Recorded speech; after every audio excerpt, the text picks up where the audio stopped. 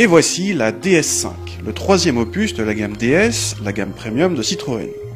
La DS5 est logiquement plus grande que les DS3 et DS4, mais n'est pas basée sur la C5. La DS5 est longue de 4,53 m à un petit centimètre d'une série 3 pour vous donner un ordre d'idée. C'est donc une petite familiale par le gabarit, mais avec haillons et dotée d'un curieux appendice à l'avant, cette espèce de sabre chromé. On aime ou pas, mais le chrome est présent tout autour de la voiture. À signaler sur notre voiture d'essai des roues de 19 pouces, très belles mais optionnelles à 600 €. A l'intérieur, commençons, une fois n'est pas coutume, par les sièges. Nous avons droit à la sellerie dite bracelet, uniquement disponible en cuir et en option à 1800 €. Cher donc, mais superbe et unique.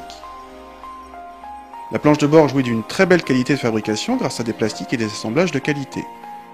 On se demande pourquoi, dans ce contexte cossu, la première chose qu'on voit en ouvrant la porte passager est une vis pour le moins incongrue car peu valorisante. L'ambiance est soignée avec une large console centrale façon Porsche Panamera, liée à Pierre comme référence, et des commandes aussi bien en bas qu'en haut. Apprécions également les petits toits vitrés, chacun occultable électriquement. Pas de doute, on est dans une voiture de luxe. À l'arrière, l'espace est suffisant pour 2 adultes, pas pour 3 à cause d'une assise centrale trop dure et franchement inconfortable. À signaler également les commandes des vitres électriques arrière mal placées. Dans le coffre, nos mesures ont révélé un volume de chargement de 521 décimètres3 dans la bonne moyenne de la catégorie. La banquette se rabat classiquement et dégage un plancher plat.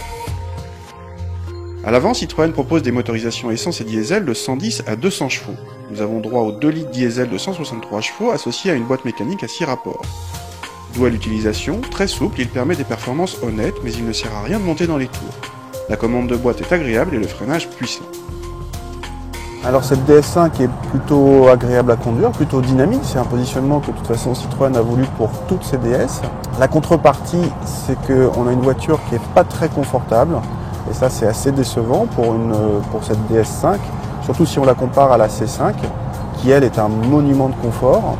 Et il y a 4 principales coupables pour ce manque de confort, ce sont les roues, en tout cas les roues de notre voiture, qui sont des roues de 19 pouces, qui rendent la voiture très belle visuellement à l'extérieur, mais qui percutent beaucoup plus que sur des roues plus petites, 17 ou 18 pouces.